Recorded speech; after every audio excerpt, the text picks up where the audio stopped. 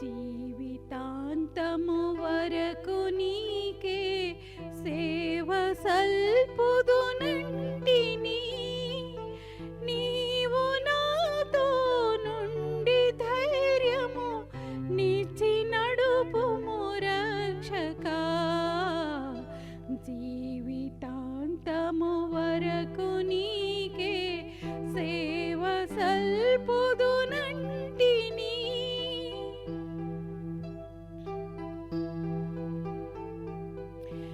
ఎన్ని ఆటంకంబులున్నను, ఎన్ని భయములు కలిగినా అన్ని పోవును, నీవు నాకడ నున్నర నిజమిది రక్షకా. జీవితాంతము వరకు నీకే సేవ సల్పుదునంటిని.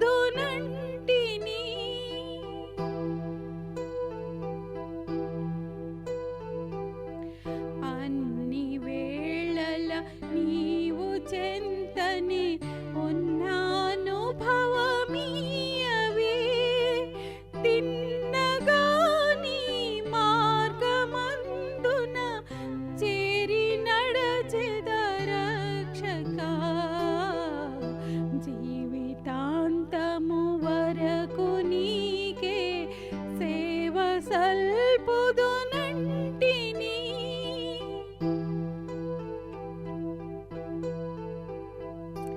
నేత్రములు మీరు మీట్లు గొల్పెడి చిత్ర దృశ్యములుండినన్, శత్రువగు సాతాను గెలవను చాలు నీ కృప రక్షకా. జీవితాంతము వరకు నీకే సేవ సల్పుదునంటిని.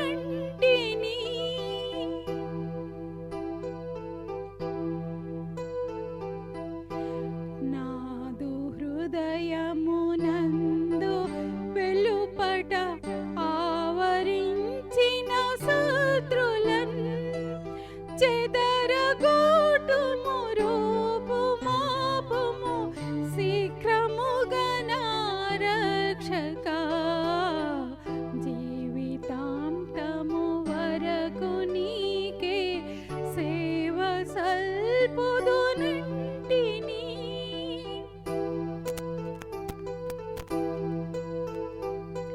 పాప మార్గము దరికి పోవక, పాతాశల కోరక, ఎప్పుడు నిన్నే వెంబడింపగా కృపను సంగుము రక్షకా. జీవితాంతము వరకు నీకే సేవ సల్పుదునంటిని, నీవు నాతో నుండి ధైర్యము నిచ్చి నడుపుము రక్షకా. జీవితాంతము వరకు నీకే సేవ సల్పుదునంటిని.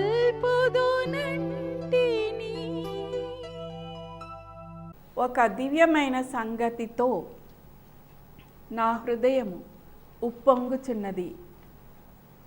నేను రాజును గూర్చి రచించిన దానిని పలికెదను. నా నాలుక త్వరగా వ్రాయువాని కలము వలె ఉన్నది.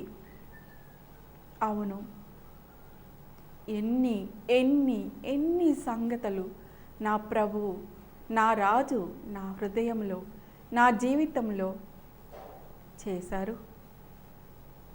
అవి ఎంత దివ్యానుభూతులు, ఎంత దివ్యమైన సంగతులు. వాటిని వివరించడానికి సమయము చాలా తక్కువగా నేను భావిస్తున్నాను. గత వారం చెప్పాను, నేను ఏలూరు సెయింట్ తెరీసా డిగ్రీ కళాశాలలో లెక్చరర్ ఇన్ సోషల్ వర్క్లో జాయిన్ అయ్యాను. నా జీవితంలో హాస్టల్ లైఫ్ ఎరగను, మొదటిసారిగా హాస్టల్లో జాయిన్ అయ్యాను.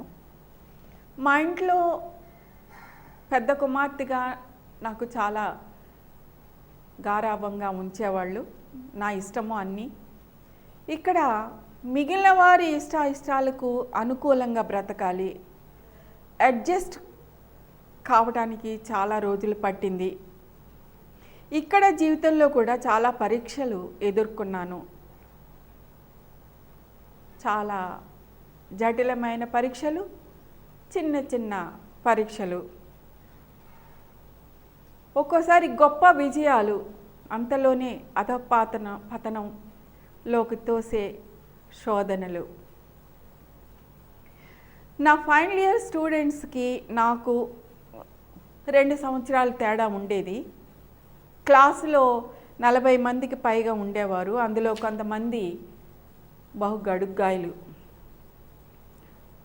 అటెండెన్స్ వేసేటప్పుడు కుమారి అని నేను పిలవగానే ఆయ్ అని జవాబిచ్చి కిచకిచ నవ్వుతూ ఉండేవాళ్ళు. నాకు క్రొత్తలా అర్థమయ్యేది కాదు. ఎస్ మిస్ అనకుండా అలా అంటుందేమిటి అనుకునేదాన్ని. ఫీల్డ్ వర్క్కి బయటకు తీసుకెళ్తే మళ్ళా కాలేజీకి చేరే వరకు గుండెలు గుగ్గొబ్బలాడేవి. షాపింగ్ అని అంటూ ఇటు అటు వెళ్ళిపోయేవాళ్ళు. యూనివర్సిటీ విద్యార్థినుల్లా రెస్పాన్సిబుల్గా ఫీల్ అవ్వరు ఈ డిగ్రీ విద్యార్థినులు. కంట్రోల్ చేయాలి, డిసిప్లిన్ నేర్పించాలి, కానీ మాట వినరు. సో పాఠం బాగా చెప్పడానికి ప్రిపేర్ అవుతూ ఉండేదానిని. ఫీల్డ్ వర్క్ రికార్డ్స్ కాపీ కొట్టి రాసేసేవాళ్ళు. లైన్ బై లైన్ చదివి కరెక్ట్ చేసేదాన్ని. ఒకసారి ఈ శోధన నాకు బాగా ఎక్కువ అయిపోయింది. పిల్లలు ఎదురు తిరగటం కానీ, ఎంత బాగా చెప్పిన పాఠం ప్రశ్నకు జవాబు ఇవ్వకపోవటం కానీ, ఆ విషయంలో నేను ప్రార్థన చేసుకున్నప్పుడు నాకు దేవుడు ఒక వాగ్దానం ఇచ్చారు. ఏమనంటే అన్యులు నాకు లోబడినట్లు వేషము వేయుదురు, వారు నన్ను చూడగానే వింటున్నట్లుగా నటిస్తారు అని. 2 సమూయేలు 22వ అధ్యాయము 45-47. నా మాట వినగానే విధేయులైనట్లుగా ఉంటారు, నటిస్తారు అని. Okay, whatever it is, వాళ్ళు అలా నటించని నిజంగానే విధేయులవని క్లాస్ డిసిప్లైన్డ్గా ఉంచటం నా హస్తగతమైంది. Pin drop silence. 150 స్టూడెంట్స్ ఉండేవాళ్ళు ఒక్కోసారి మోరల్ సైన్స్ క్లాస్ తీసుకున్నప్పుడు. I know I can control, they have to, because God has given me this promise. అదే సేవలో కూడా నాకు ఎంతమంది ఉన్నా కూడా ఆ గ్రిప్ నాకు దొరికింది. ఒక్కొక్కసారి ఇక్కడ ఆ టైంలో నాకు కొన్ని వాగ్దానాలు దేవుడు ఇచ్చాడు. మా వాళ్ళంతా కలిసి డబ్బులు పోగేసుకొని ఎవరో ఒక స్టాఫ్కి ఇచ్చి అట్లాగ చేద్దాము, మనందరము నెలకి ఇంత డబ్బులు వేసుకుందామని చెప్పినప్పుడు నేను ప్రార్థన చేసుకున్నాను. ఏమని ప్రార్థన చేసుకున్నప్పుడు సామెతలు అనుకుంటాను, సామెతలో నాకు మొదటి అధ్యాయంలో ఒక మాట నన్ను గైడెన్స్ ఇచ్చింది. అంటే ఇది తప్పు అని నేను అనటం లేదు, అలా చేయకూడదని అనటం లేదు. నా విషయంలో దేవుడు నాకు ఒక గైడెన్స్ ఇచ్చారు. సామెతలు మొదటి అధ్యాయము 14వ వచనము. మనకందరికి నీ సంచి ఒక్కటే ఉండును అని వారు నీతో చెప్పుదురు, వారితో పాలివాడివై ఉండకుము. బాగుంది. అనవసరంగా నేను అలాగా జాయిన్ అవ్వదలుచుకోలేదు. ఎప్పుడన్నా స్టాఫ్ మీటింగ్స్ లేకపోతే భోజనాలు జరిగేటప్పుడు 1-2 సార్లు ప్రిన్సిపాల్ తన పక్క సీటు చూపించి కూర్చోమని అన్నారు. అప్పుడు నాకు ఒక వాక్యం నా హృదయంలో తళుక్కున మెరిసింది. అదేంటంటే 23 సామెతలు 23:1 ఏమనంటే చాలా చక్కగా దేవుడు ఎంత చక్కగా మనల్ని నడిపిస్తాడంటే, నువ్వు ఏలికతో భోజనం చేయ కూర్చుండిన ఎడల ఎవరి సమక్షమున ఉన్నావో బాగుగా యోచించుము. నీవు తిండిపోతువై ఉన్న ఎడల నీ గొంతుకకు కత్తి పెట్టుకొనము అని. అంటే మనకంటే పెద్దవాళ్ళతో మనం భోజనం కూర్చున్నప్పుడు ఇష్టం వచ్చినట్టుగా తిండిపోతులా తినద్దు. Eat carefully, show your politeness there. ఇంత చిన్న విషయాలు మనకు ఎవరైనా చెప్తారా? దేవుడు చెప్తారు. వాక్యం చదువుతూ ఉంటే మన నడవడిక, మన మాట, మన తీరు, మన తిండి, మన పడక అన్నీ చక్కటి గైడెన్స్ దేవుని సన్నిధిలో దొరుకుతుంది. తర్వాత ఒకసారి నేను ప్రార్థన చేసుకుంటూ ఉన్నాను. అప్పుడు దేవుడు నాతో కొంచెం కాలేజీలో ఏదో విషయమై కొంచెం నాకు మనస్తాపన జరిగింది. ఆ టైంలో దేవుడు నాతో మాట్లాడారు. 7వ అధ్యాయము, ప్రసంగి 7వ అధ్యాయము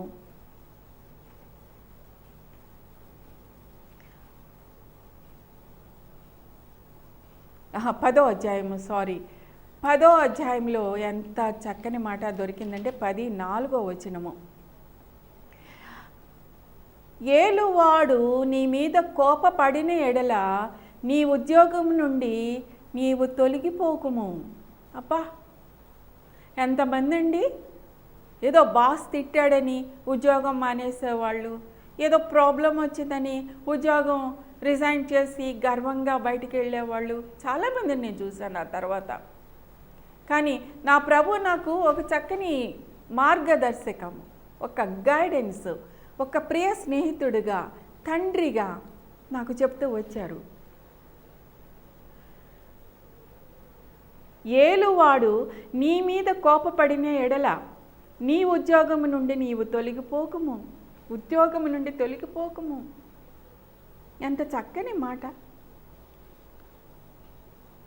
ఆ తర్వాత నేను మా మేనేజ్మెంట్ కొరకు ప్రార్థన చేస్తూ ఉండేదానిని, ఇప్పుడు చేస్తూ ఉంటాను వారి కొరకు. అప్పుడు నాతో దేవుడు ఇంకొక మాట మాట్లాడారు. 10వ అధ్యాయంలోనే 16-17 వచనాలు. దేశమా, దాసుడు నీకు రాజై ఉండుటయు ఉదయముననే భోజనమునకు కూర్చుండేవారు నీకు అధిపతులై ఉండుటయు నీకు అశుభము. దేశమా, నీ రాజు గొప్ప ఇంటివాడై ఉండుటయు నీ అధిపతులు మత్తులగుటకు కాక బలమునందుటకే అనుకూల సమయమున భోజనమునకు కూర్చుండువారై ఉండుటకు నీకు శుభము. చాలామంది మా కాలేజీ వదిలిపెట్టి గవర్నమెంట్ జాబ్స్ వచ్చాయని వెళ్ళిపోయారు. మాది ఒక క్యాథలిక్ ఇన్స్టిట్యూట్. దైవ భయము కలిగిన మఠ కన్యకలు తమ జీవితాన్నంతా దేవుని సన్నిధిలోనూ ప్రజల సేవ కొరకు డెడికేట్ చేసుకొని ఈ లోక మాలిన్యము అంటకుండా సేవ చేస్తున్నటువంటి మేనేజ్మెంట్ మాది. వారు ఉదయమనే లేచి దేవుని సన్నిధిలోకి వెళ్ళి ప్రార్థన చేసుకొని అప్పుడు కానీ బ్రేక్ఫాస్ట్కి వెళ్ళరు. అది నేను జ్ఞాపకం చేసుకొని దేవుణ్ణి ఎంతో స్తుతించాను. I'm very happy, I was very happy. అదొక శుభము. అలాంటి దేవుని బిడ్డలు, అలాంటి దేవుని సేవ కలిగినటువంటి కళాశాలలో దేవుడు నాకు ఉద్యోగం ఇచ్చినందుకు. బలము ఉందుటకై అనుకూల సమయంలో భోజనమునకు కూర్చుండువారు నీకు అధిపతులై ఉండుట నీకు శుభము. ఇందాక చెప్పాను కదా, రికార్డ్స్ అన్నీ మా పిల్లలు రాస్తూ ఉండేవాళ్ళు. అంటే ఏంటంటే అబ్జర్వేషన్ విజిట్స్, ఇంటర్వ్యూస్ ఇవన్నీ చేసి వాళ్ళు ఇంగ్లీషులో రికార్డ్స్ రాయాలన్నమాట. అంటే చాలా వెల్ఫేర్ ఇన్స్టిట్యూషన్స్కి తీసుకెళ్ళేదాన్ని. ఆర్ఫనేజెస్కి, హాస్పిటల్స్కి, వేగవరంలో ఉన్న డామియన్ లెప్రసీ సెంటర్ ఉండేది, ఇప్పుడేమో ఎయిడ్స్ కంట్రోల్ సెంటర్ అంటారు, దానికి, ఫిజికల్లీ ఛాలెంజ్డ్ ఇన్స్టిట్యూషన్స్కి, Saint Joseph's mentally challenged institution Tangellamudi, Saint Vincent Paul physically challenged institution Tangellamudi, మరి జూనియర్ సర్టిఫైడ్ స్కూల్ అనేవాళ్ళు ఇప్పుడు జూవినల్ హోమ్ అన్నాము. చిన్నపిల్లలు వాళ్ళు చిన్న తప్పులు చేసినప్పుడు, ఆ రోజుల్లో ఈవెన్ మర్డర్ చేసిన పిల్లలను కూడా తీసుకొచ్చి అక్కడ పెట్టేవాళ్ళు. ఆ ఇన్స్టిట్యూషన్కి ఇప్పుడు కాదు, ఇప్పుడు కేవలం children who are homeless, street children అలాంటి వాళ్ళకి అది ఉన్నది. అట్లాగే ఆర్ఫనేజెస్, రెడ్ క్రాస్కి, తర్వాత విడో ఓల్డ్ ఏజ్ హోమ్స్కి, ఇవన్నీ తీసుకెళ్తూ ఉండేదాన్ని. వాళ్ళు అక్కడ physical setup, facilities, financial administration, వాళ్ళకు రొటీను, వాళ్ళ ఇన్మేట్స్ రొటీను, ఇవన్నీ ఒబ్జర్వ్ చేయటమే కాదు, చూసి వాళ్ళతో మాట్లాడి వాళ్ళని ఇంటర్వ్యూ చేసి వాళ్ళ సాధక బాధకాలు తెలుసుకొని వీళ్ళు రికార్డ్ రాయాలి, ఇంగ్లీష్లో రాయాలి. నేను కరెక్ట్ చేస్తూ ఉండేదాన్ని.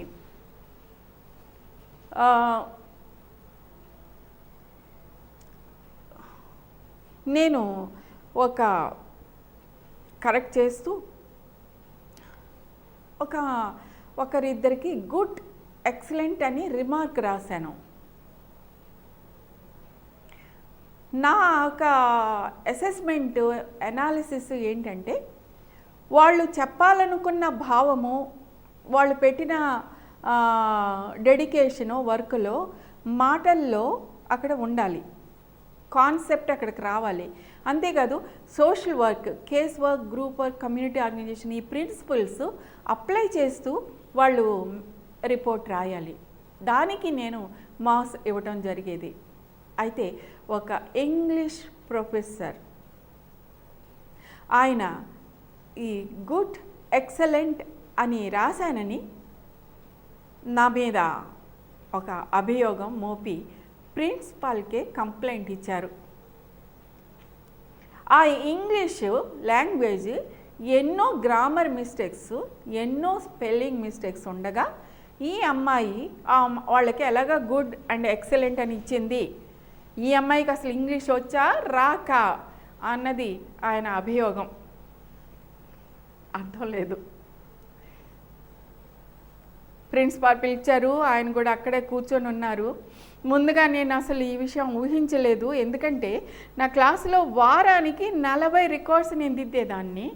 అలాగే 3 క్లాసులకి నేను దిద్దటం అంటే 340 120 రికార్డ్స్ డే అండ్ నైట్ కూర్చొని నేను దిద్దినా కూడా నాకు పాఠాలు ప్రిపేర్ అవుతూ చాలా కష్టపడేదాన్ని. ఇలాగా నా మీద ఒక అభియోగం వస్తుందని నేను ఊహించలేదు. లోపలికి వెళ్ళాను. ఈయన కంప్లైంట్ ఇవ్వడానికి కారణం ఏమిటా అని నేను తర్వాత తరచి చూస్తే, ఒకసారిగా చాలాసార్లు నన్ను చూసినప్పుడల్లా మీ జీసస్ ఏమంటున్నారు అని పక్కపక్క నవ్వేవాళ్ళు. నేను చిన్నగా నవ్వి ఊరుకునేదాన్ని. హౌ ఈజ్ యువర్ జీసస్ అని హేళనగా అడిగేవారు. నేను సాధారణంగా నిలదొక్కుని ఆయన వైపు చూసి నవ్వి వెళ్ళిపోయేదాన్ని. ఒకసారి అయితే ఆ తెలుగు బైబిల్ నిండా అన్ని తప్పులు తప్పులు తప్పులు. అసలు ఏంటండి మీ తెలుగు బైబిల్లో అంత తెలుగు తప్పులు? తట్టుడి ఏంటి, తట్టుడి అనే మాట ఉందా అసలు అని ఏదో మాట్లాడుతున్నారు ఆయన. నాకు అర్థం అవలా. కానీ నేను ఒక్కటే జవాబు ఇచ్చాను, నా బైబిల్ చేత్తో తీసుకుని. ఎందుకంటే నా టేబుల్ మీద ఎప్పుడు నా బైబిల్ ఉండేది. ఈ బైబిల్లో తప్పులు మీరు చెప్తున్నారు, కానీ ఈ బైబిల్ నా జీవితాన్ని మార్చింది, నా బ్రతుకును మార్చింది, నా తలంపులు, నా ఆలోచనలు, నా ఉద్దేశాలన్నీ మార్చింది. అంత గొప్ప శక్తి గల బైబిల్ ఇది, పరిశుద్ధ గ్రంథము. అది మీరు కాదని లేరు అంటూ నేను అక్కడ నుంచి బయటికి వెళ్ళాను. మొత్తానికి చాలామంది నా మీద గురిపెట్టి ఉన్నారు. ఇక్కడ ఒక తప్పు దొరికింది వాళ్ళకి. దానియేలు మీద చాలా తప్పులు మోపుదామంటే పాపం దొరకలేదు వాళ్ళకి. 3 సార్లు ప్రార్థన చేస్తున్నాడని దొరికింది. ఏదో ఒకటి తప్పు ఎత్తాలని ఉంటారు కదా జనం. అప్పుడు ప్రిన్సిపాల్ నన్ను అడిగారు డైరెక్ట్గా, మీరు చెప్పండి మాస్టారు, ఏంటి ఈవిడ మీద మీ ఆ నింద తప్పు ఏంటి అంటే, ఇంగ్లీష్ లాంగ్వేజ్లో తప్పులు ఇన్ని ఉండగా ఆ రిపోర్ట్కి గుడ్ అని ఎలా రిమార్క్ ఇచ్చావని అడిగాడు ఆయన నన్ను డైరెక్ట్గా. నేను సిస్టర్కి జవాబు ఇచ్చాను, సిస్టర్, నా స్టూడెంట్స్ రికార్డ్స్లో వాళ్ళు ఏమి అబ్జర్వ్ చేసి ఏమి ఇంటర్వ్యూ చేశారో అది వారి పరిజ్ఞానంలో విశ్లేషించి సోషల్ వర్క్ ప్రిన్సిపల్స్ అప్లై చేస్తూ వ్రాసారా లేదా చెక్ చేయడం, దానికి మార్క్స్ ఇవ్వటం నా పని. వాళ్ళు రాసిన మ్యాటర్కి గుడ్ అని, ఎక్సలెంట్ అని, ఇంప్రూవ్ అని వ్రాయటం నా పని. కానీ ఇంగ్లీష్ లాంగ్వేజ్ కరెక్ట్ చేయటం మొదలు పెడితే నేను రికార్డ్స్ కరెక్షన్లోనే ఉండిపోతాను, కానీ పాఠాలు చెప్పలేను, సమయం చాలదు. ఆ అమ్మాయి రికార్డులో వ్రాసిన మ్యాటర్ ఎనాలిసిస్ చాలా బాగుంది కనుక గుడ్ అని ఇచ్చాను. సబ్జెక్ట్ నాకు తెలుసు, గ్రామర్ మాస్టార్కి తెలుసు, నా పని నాది, ఆయన పని ఆయనది. అలాగే ఉండిపోయాను.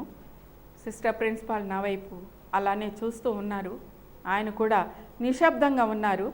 కన్నార్పకుండా ఇద్దరు నా వైపే ఒక నిమిషం అలాగా చెక్కు చెదరకుండా నేను నిలబడి ఉన్నాను.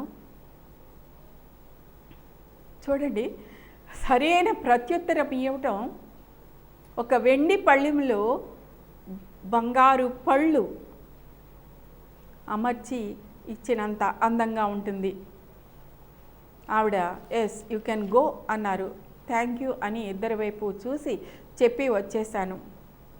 మరెన్నడూ ఆయన కానీ మిగిలిన వాళ్ళు కానీ నా పాఠాల విషయంలో డైరెక్ట్గా ఇలాగా జోక్యం కలిగించుకోలేదు. కానీ నేనెన్నడూ ఆయనకి ఇవ్వాల్సిన గౌరవం ఇసుమంతైనా తగ్గించలేదు. ఆయన నాకు చాలా చాలా సీనియరు. ఎన్నోసార్లు నన్ను బిలిటిల్ చేయడానికి చూశారు, కానీ నాకెందుకో ఎన్నడూ ఆయన మీద కోపం రాలేదు, గౌరవ మర్యాదలు తగ్గలేదు. ఆయన మా కాలేజీ వదిలిపెట్టి వెళ్ళిపోయాక మళ్ళీ ఒకసారి వచ్చినప్పుడు అమ్మ కూర్చో అని అక్కడ కుర్చీలుంటే ఆయన పక్కనే కూర్చోబెట్టుకొని నా కోసం ప్రార్థన చేయమ్మా అన్నారు. దేవుడు గొప్ప దేవుడు. కనుక ఇలాంటి విషయాలన్నీ చెప్పాలంటే కాలేజీలో చాలా విషయాలు జరిగాయి. ముఖ్యంగా మాకు ఎప్పుడైనా ఎరియర్స్ వచ్చినప్పుడు, మా పే స్కేల్ ఏదన్నా పెరగాలన్నప్పుడు హైదరాబాద్లో ఉన్న secretariat or DHE office, director of higher ఎడ్యుకేషన్కి వెళ్ళవలసి వచ్చినప్పుడు చాలాసార్లు అక్కడ లంచాలు ఇవ్వాలి, ఆర్జేడీలో లంచాలు ఇవ్వాలి, ఇలా చెబుతూ మా కాలేజీలో లంచాలు ఇవ్వకుండా పనులు జరగవని మీకు తెలుసు.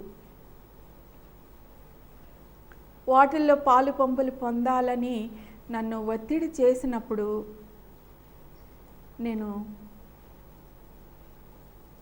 నా ప్రభువుని, ఆయన మీద విశ్వాసాన్ని కాదని నేను ఆ పని చేయలేకపోయాను, చేయలేదు.